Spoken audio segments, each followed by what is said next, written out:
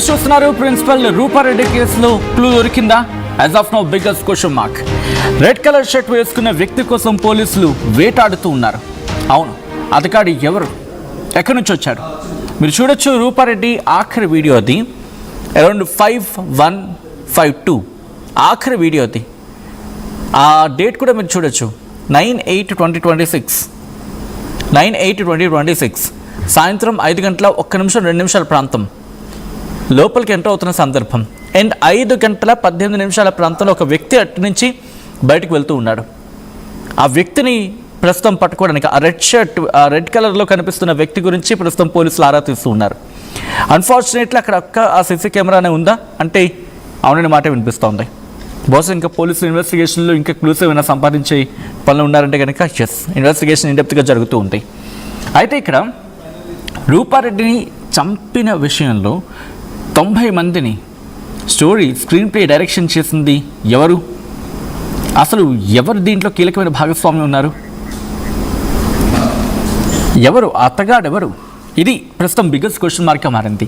ఎందుకంటే సుపారీ హత్యకోణంలో కూడా ముమ్మరంగా పోలీసులు దర్యాప్తు జరుగుతుందంటే అర్థం చేసుకోవచ్చు. హోటల్ ఓనర్స్ని, ట్రావెల్ ఏజెంట్స్ని, జిమ్ ట్రైనర్ని ప్రశ్నిస్తూ ఉన్నారు పోలీసులు. గతంలో రియల్ ఎస్టేట్ వడ్డీ వ్యాపారం చేస్తుంది రూపారెడ్డి ఫ్యామిలీ. సీసీ కెమెరాల్లో కనిపిస్తూ ఉన్న ఆ వ్యక్తి గురించి ప్రస్తుతం ఆరా తీస్తూ ఉన్నారు పోలీసులు. ఆ వ్యక్తి సుపారీ కిల్లర్గా అనుమానిస్తున్నారు పోలీసులు. రూపారెడ్డి శరీరంపై ఏకంగా 27 చోట్ల కత్తిపోట్లు ఉన్నాయి. 1 కాదు 2 కాదు, ఏకంగా 27 చోట్ల కత్తిపోట్లు ఉన్నాయంటే అర్థం చేసుకోవచ్చు. తలపై బలంగా 2 చోట్ల కత్తిపోట్లు ఉన్నాయి. అంటే రూపారెడ్డి బ్రతికి ఉండకూడదు అని చెప్పి చాలా బలంగా కసిగా పొడి చేశాడు దుర్మార్గుడు. అయితే ఎంతమంది ఉన్నారు? ఒకడైనా, ఇద్దరా? ఇంకా డీటెయిల్ ఇన్వెస్టిగేషన్లో బయటకు రావాల్సిన అంశం. అయితే రూపారెడ్డి చనిపోయే వరకు అక్కడే ఉన్నారు నిందితులు.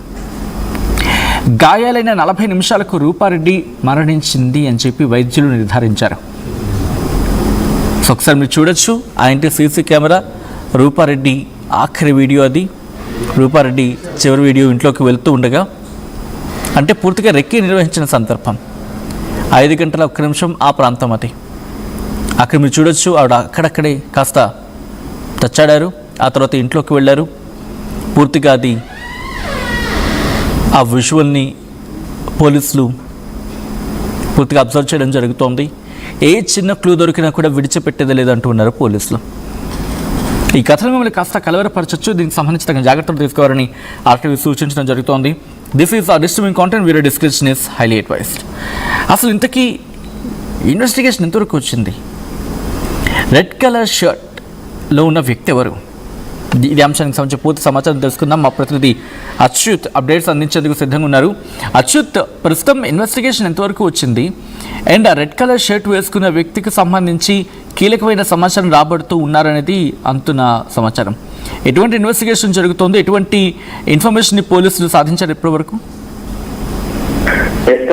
మొత్తం కూడా ప్రిన్సిపాల్ రూపారెడ్డి కేసులో పోలీసులకు ఒక సమస్య మారిందని కూడా చెప్పుకోవచ్చు. ఇప్పటి వరకు కూడా ఒక క్లారిటీ అనేది ఎక్కడ కూడా దొరకలేని పరిస్థితి. ఎవరైతే ముఖ్యంగా కూడా ఈ రెడ్ కలర్ షర్ట్ వేసుకున్న వ్యక్తి అక్కడ అనుమానాస్పదగా తిరుగుతున్న ఆ వ్యక్తి కొరకే పోలీసులు పూర్తిగా ఆ గాలింపులు చర్యలు చేపడుతున్న పరిస్థితి ఉంది. ఇతన్ని దొరకబట్టడానికి కూడా అన్ని రకాలుగా ప్రయత్నాలు చేస్తున్నారు. మొత్తం కూడా 3 టీములు, మరొక 3 ప్రత్యేక టీములు కూడా ఏర్పాటు చేసినటువంటి పరిస్థితి కనపడుతుంది.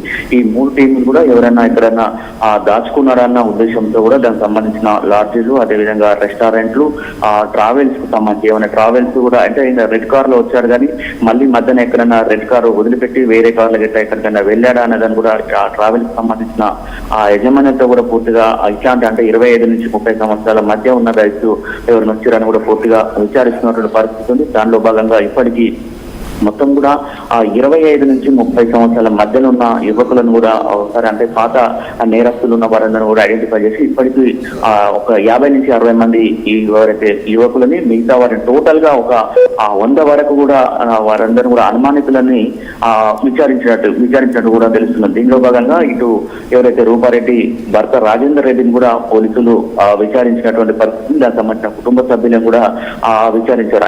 అన్ని కోణాల విచారించినా కూడా ఇప్పటి వరకు కూడా ఒక క్లూ కూడా రాలేని పరిస్థితి కనపడుతుంది. దీనికి సంబంధించి టెక్నికల్ ఎవిడెన్స్ కూడా మళ్ళీ ఒకసారి పరిశీలిస్తున్నారు పోలీసులు. పూర్తిగా దీనికి సంబంధించిన కాల్ డేటా కానీ ఆ సీసీ ఫుటేజ్ ద్వారా మొత్తం కూడా మనకు ఒక క్లారిటీ అంటే ఈ రెడ్ కలర్ షర్ట్ వేసుకున్న వ్యక్తి దొరికిందే మాత్రము ఆ చంపింది ఎవరు, చంపించింది ఎవరు అనేది కూడా ఒక క్లారిటీ వస్తుంది. అచ్యుత్, అంటే correct me if I'm wrong, అంటే ఇప్పుడు ఎవరైనా ఒక వ్యక్తి హత్య చేసిన తర్వాత హత్యకు ఉపయోగించిన మారణాయుధాలు ఏదో ఒక ఆనవాళ్ళు లేకపోతే ఏదో ఒక క్లూను అక్కడ విడిచిపెట్టే అవకాశం ఉంటుంది. ఎందుకంటే సీనియర్ పోలీస్ ఆ కత్తి కానీ లేకపోతే వాడిన అతను మాత్రము తీసుకువెళ్ళిన పరిస్థితి అతను లేదు. మామూలుగా వేరే ఏ దొంగ అనేది చేస్తుంటే ఏదో ఒక చిన్న పొరపాటు అనేది కంపల్సరీ చేస్తారు. కానీ ప్రొఫెషనల్స్ కాబట్టి వీళ్ళకి పూర్తిగా అవగాహన ఉంటుంది. అంటే ఏ ఒక్క వస్తువు కూడా ఇక్కడ దొరికినా కూడా మనం దొరికిపోతాము అనే ఉద్దేశంతో ఒక professional killer, professional supari gang కే ఇట్లాంటి ఐడియాస్ ఉంటాయని కూడా చెప్తున్నారు. మొత్తం కూడా ఎక్కడ లేదు. అందుకనే దానికి సంబంధించిన రూపారెడ్డికి సంబంధించిన సెల్ ఫోన్ కూడా అక్కడి నుంచి తీసుకువెళ్ళినటువంటి పరిస్థితి. ఒకవేళ రూపారెడ్డికి సంబంధించిన ఆ ఫోన్ ఉంటే అందులో కీలక డేటాలు ఉంటాయనే ఉద్దేశంతో ఆ ఫోన్ కూడా తీసుకువెళ్ళినటువంటి పరిస్థితి ఉంది. మొత్తం దానికి సంబంధించి అక్కడ అన్ని కూడా ఎక్కడ ఏది వదిలిపెట్టి ఒక గ్లౌజులు మాత్రం అక్కడ పోత వదిలిపెట్టి వెళ్ళిపోయినటువంటి పరిస్థితి. ఆ గ్లౌజులను ఒకటి స్వాధీనం చేసుకున్నారు. మొత్తం కూడా ఇప్పుడు పోలీసులు మొత్తం దీనికి సంబంధించిన ఇది దొంగలకు పని కాదు, ఇది మొత్తం కూడా ప్రొఫెషనల్ గా కావాలని చేసిన హత్యగా కూడా ఒక ప్రాథమిక విచారణకు వచ్చారు. దానిలో భాగంగానే పూర్తిగా దర్యాప్తు చేస్తున్నారు. దీంట్లో అందరినీ కూడా విచారిస్తున్నారు. అయితే గతంలో ఈ రూపారెడ్డి అదేవిధంగా భర్త రాజేందర్ రెడ్డి కూడా ఆ వడ్డీ వ్యాపారం చేసేవారు. కొన్ని సంవత్సరాల క్రితం వడ్డీ వ్యాపారం చేసే సందర్భంలో కూడా ఆ వడ్డీలకు ఎవరికైనా వడ్డీలకు ఇచ్చారు. ఆ పైసలు వడ్డీలకు ఇచ్చిన తర్వాత మళ్ళీ ఈ రికవరీ చేసుకునే సమయంలో ఏమైనా వీళ్ళకు ఇబ్బంది వాతావరణం జరిగిందా లేకపోతే ఏమైనా గొడవలు జరిగినాయా అని కూడా కోణంలో కూడా ఆరాధిస్తున్నారు. ఎవరైతే వడ్డీ వ్యాపారం చేసిన కొంతమందిని కూడా విచారించిన పరిస్థితి. దానిలో బాగానే తర్వాత వడ్డీ వ్యాపారం తర్వాత వీళ్ళు రియల్ ఎస్టేట్ వ్యాపారం చేస్తున్నటువంటి పరిస్థితి. రాజేందర్ రెడ్డి రియల్ ఎస్టేట్ చేసినప్పుడు రాజేందర్ రెడ్డి హైదరాబాద్ లో ఉంటున్న క్రమంలో ఒకసారి పైసలు అవసరం పడినప్పుడు ఎవరైతే రాజేందర్ రెడ్డి తెలిసిన మరొక వ్యక్తి ఉన్నాడో ఆ వ్యక్తి మాత్రం డబ్బులు ఇక్కడ ఇంటి దగ్గరికి వచ్చి డబ్బులు కలెక్ట్ చేసుకుని అక్కడ రాజేందర్ రెడ్డికి ఇవ్వడం, ఆ తర్వాత అక్కడ అమౌంట్ వచ్చిన తర్వాత మళ్ళీ ఆ డబ్బులు తీసుకొచ్చి ఇక్కడ ఇవ్వడంగా మధ్యవర్తిగా ఒక వ్యక్తి ఉన్నాడని తెలుసు. అతన్ని కూడా అదుపులోకి తీసుకొని కూడా పోలీసులు విచారణ చేసినట్టు తెలుస్తుంది. కానీ ఎక్కడ కూడా క్లూలు మాత్రం ఎక్కడ వదిలిపెడతారు. ఏ ఒక్క చిన్న క్లూ వచ్చినా కూడా పోలీసులు మాత్రం ఈ ఒక కేసును మాత్రం సవాల్గా తీసుకున్నట్టు. అంటే ఇప్పటికీ 5 రోజులు గడుస్తుంది. 5 రోజులు గడుస్తున్నా కూడా ఎంతవరకు కూడా ఒక్క క్లూ కూడా దొరకపోవడం ఏంటని కూడా చాలా మంది బయట కూడా చర్చించుకుంటున్నటువంటి పరిస్థితి. దీనిలో భాగంగా పోలీసులు మాత్రం పూర్తిగా చేస్తున్నాం. బహుశా ఈ కొన్ని గంటల్లోనే ఒక క్లారిటీ వచ్చే అవకాశం ఉంది. బహుశా ఈ రోజు సాయంత్రం వరకు కానీ రేపు మార్నింగ్ వరకు కానీ పూర్తిగా ఒక క్లారిటీ వచ్చే అవకాశం. దీని మీద కూడా పూర్తిగా ఆ పోలీసులు ఇన్వెస్టిగేషన్ కూడా చేస్తున్నట్టు దర్యాప్తు చేస్తున్నట్టు వస్తుంది. మరి ఈ మొత్తం కూడా ఈ రెడ్ కలర్ షర్ట్ వేసుకున్న వ్యక్తి పైన కూడా మొత్తం కూడా ఆ అనుమానాలు మొత్తం చుట్టుకున్నట్టు వస్తుంది. అతను దొరికితే మాత్రం పూర్తిగా విచారణ మొత్తం కొలికొచ్చే అవకాశం. మిగతా ఇప్పుడు 90 మందిని విచారించినారు. 90-60 మందిని విచారించినా కూడా అక్కడ కూడా వాళ్ళ ప్రమేయం లేదని కూడా తెలుస్తున్నట్టు పరిస్థితుంది. మొత్తం కూడా దీనికి సంబంధించిన జిమ్ ట్రైనర్ ఎవరైతే కొండమెండమేళ్ళకి సంబంధించిన జిమ్ ట్రైనరు అదే దానికి సంబంధించి మరొక 11 మంది యువకులను కూడా పోలీసులు విచారించినటువంటి పరిస్థితి. అంటే జిమ్ ట్రైనర్ ఎందుకు అంటున్నామంటే జిమ్ ట్రైనర్ కి సంబంధించి కూడా సేమ్ అదే పోలికలు అదే 25 నుంచి 30 సంవత్సరాల ఏజీ ఉండడం, అదే విధంగా కొంత పాత నేరస్తులు జిమ్ కు సంబంధించిన అంటే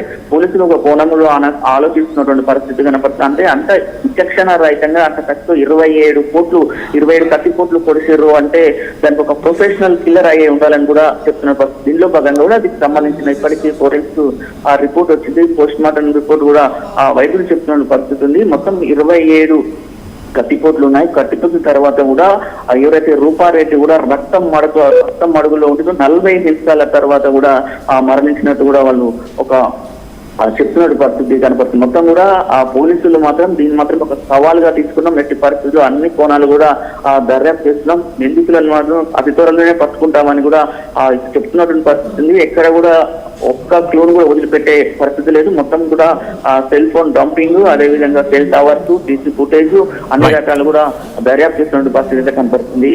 సచిన్ మరో కొన్ని గంటల్లోనే ఒక క్లారిటీ అయితే వచ్చే అవకాశం అయితే కనపడుతుంది. Right Achyut, thanks for the update. మొత్తంగా ప్రిన్సిపల్ రూపారెడ్డి కేసులో క్లూ దొరికిందా? As of now biggest question mark అని నిలిచింది. ఎందుకంటే రెడ్ కలర్ షర్ట్ వేసుకున్న వ్యక్తి కోసం పోలీసుల గాలింపు కంటిన్యూ అవుతుంది.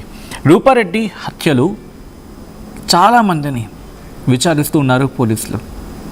సుపారీ హత్య కోణంలో ముమ్మరంగా పోలీసుల దర్యాప్తు జరుగుతుంది. కారణం ఏంటంటే ఎక్కడ ఒక్క క్లూ కూడా విడిచిపెట్టకుండా ఒక మనిషిని 27 సార్లు కత్తితో పొడిచిన తర్వాత ఎక్కడ ఒక చిన్న క్లూ కూడా విడిచిపెట్టకుండా అక్కడి నుంచి పరారవడం అంటే ఇది ప్రొఫెషనల్ హత్య చేసే వాళ్ళు ఉంటారు కదా, ఆ ఇంగ్లీష్ పదం ఉంటుంది, ప్రొఫెషనల్ కిల్లర్స్ అంటూ ఉంటారు, వాళ్ళ పనే అయ్యి ఉండొచ్చు అని చెప్పి ఆ కోణంలో ఇన్డెప్త్ ఇన్వెస్టిగేషన్ జరుగుతుంది పోలీసులది. అండ్ దీంతోపాటు హోటల్ ఓనర్స్ని, ట్రావెల్ ఏజెంట్స్ని, జిమ్ ట్రైనర్స్ని వీళ్ళందరినీ కూడా క్వశ్చన్ చేయడం జరుగుతోంది పోలీసులు. గతంలో రియల్ ఎస్టేట్ వడ్డీ వ్యాపారం చేశారు రూపారెడ్డి దంపతులు. సో ఈ నేపథ్యంలో ఆ కోణంలో కూడా దర్యాప్తు జరుగుతుంది. ఎవరితోనైనా డిఫరెన్సెస్ ఉన్నాయా, ఎవరితోనైనా ఫైనాన్షియల్ ఇష్యూస్ ఉన్నాయా, ఈ కోణంలో కూడా దర్యాప్తు జరుగుతుంది. అయితే సీసీ కెమెరాలో కనిపిస్తున్న వ్యక్తిని సుపారీ కిల్లర్గా అనుమానిస్తున్నారు పోలీసులు. రూపారెడ్డి శరీరంపై 27 చోట్ల కత్తిపోట్లు ఉన్నాయి. తలపై బలంగా 2 చోట్ల కత్తిపోట్లు ఉన్నాయి. రూపారెడ్డి మళ్ళీ బతకూడదు అని బలంగా కసిగా పొడిచినట్టు అర్థమవుతోంది ఆ దుర్మార్గుల తీరు. రూపారెడ్డి చనిపోయే వరకు అక్కడే ఉన్నారు నిందితులు. గాయాలైన 40 నిమిషాలకు రూపారెడ్డి చనిపోయిందని చెప్పి వైద్యులు నిర్ధారించాలంటే అర్థం చేసుకోవచ్చు అక్కడ ఘటనా ప్రదేశంలో ఆఖరి క్షణంలో రూపారెడ్డి ఎంతటి నరకాన్ని అనుభవించుంటారనేది. అయితే ఇక్కడ క్లూ ఎక్కడా విడిచిపెట్టలేదు. సో అక్కడే ఆ ఇంటెన్సిటీ గురించి మాట్లాడుకుంటున్నారు. ఎందుకంటే ఎక్కడైనా సాధారణంగా జోబు దొంగలో లేకపోతే ఇంట్లో ఉన్న డబ్బులు గట్రా ఉంటాయి కదా, వాటిని దొంగతనం చేయడానికి వచ్చిన వాళ్ళు ఏం చేస్తూ ఉంటారు, పెనుగులాట జరిగినప్పుడు ఎక్కడో చోట ఏదో ఒక క్లూ దొరుకుతూ ఉంటుంది. సో ప్రస్తుతం పోలీసులు ఇన్డెప్త్ ఇన్వెస్టిగేషన్ అయితే జరుగుతోంది. ఇంకా డీటెయిల్ ఇన్ఫర్మేషన్ రావాల్సింది. బహుశా ఈరోజు ఎండ్ ఆఫ్ ద డే కల్లా కీలకమైన డెవలప్మెంట్ ఉండే అవకాశం ఉంది.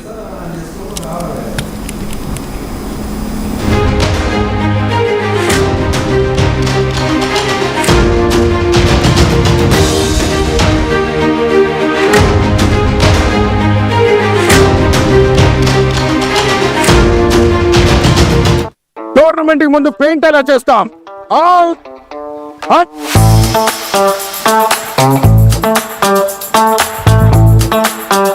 ప్లాన్ అయితే చాలా బాగుంది సార్, స్టేడియం పరిస్థితి చూడండి. టోర్నమెంట్ ముందు పెయింట్ ఎలా చేస్తాం?